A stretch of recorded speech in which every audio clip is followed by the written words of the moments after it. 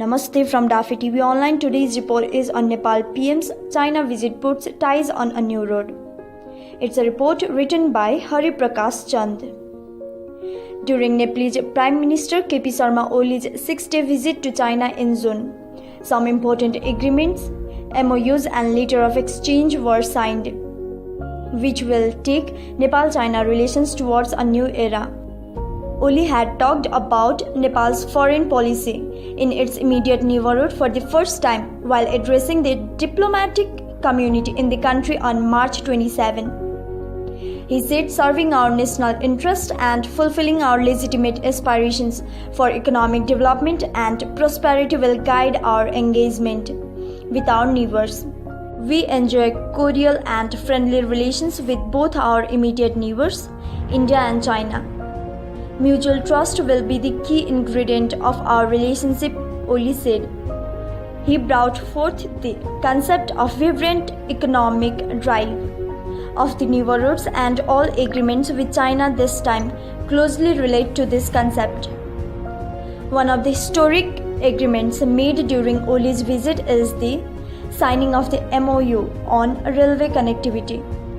Both countries underscored it as the most significant initiative in the history of bilateral cooperation and hoped that it would herald a new era of cross-border connectivity. The Koudari Highway, constructed under King Mahendra in the 1960s, had changed Nepal's geopolitics, and Kathmandu's foreign affairs had pivoted to other directions from being Indo-centric for too long. The agreement with China for the construction of a rail link up to Kathmandu from nearly 60 years of construction of the Koudari Highway is the second milestone in the diversification and opening up policy of Nepal. After the agreement is implemented, Nepal's fear-driven geostrategic compulsion will be reduced. In keeping with the deal, Kathmandu will be connected with Kerong, hopefully within a decade. On the other hand, India has already agreed to construct the rail link up to Kathmandu. If the Nepal government can proactively work to implement the agreements on railways with China and India, the country can become part of the vibrant economic drive, not only in land connectivity but also in technological integration between the neighbors.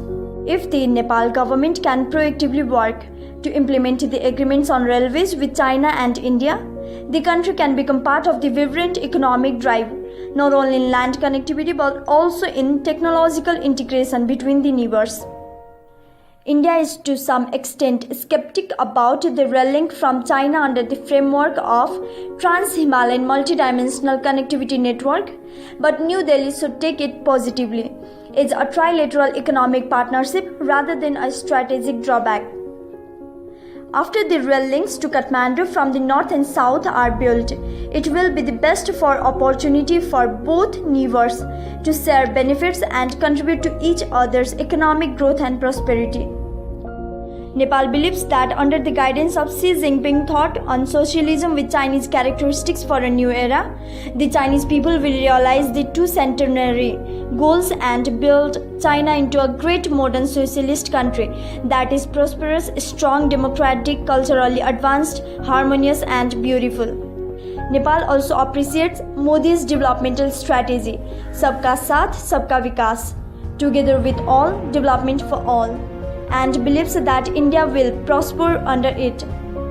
Similarly, Beijing and New Delhi have expressed their commitment to assist Nepal in Samriddha Nepal, Sukhi Nepali, Prosperous Nepal, Happy Nepali, so that it can realize its development goals.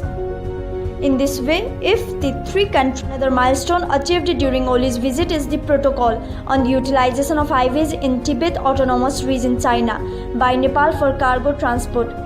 Now it is believed that Nepalese exports to China will rise and Kathmandu's trade deficit with Beijing will be reduced.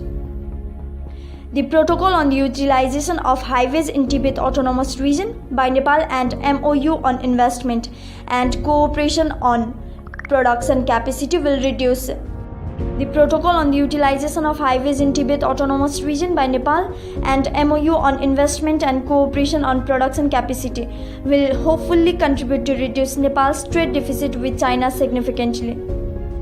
Moreover, MOU on energy cooperation, agreement on economic and technical cooperation, and deal on human resource development cooperation are some other agreements made with China during Oli's visit. The deal to deepen cooperation in economy, trade, investment, industrial capacity, post-disaster reconstruction and other mutually beneficial areas will also benefit Nepal.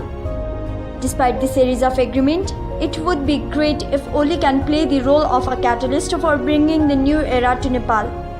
If the protocol on transit facility to Nepal, agreement for importing oil from China and the rail link up to Lumbini could materialize, the new era will be closer. Thank you.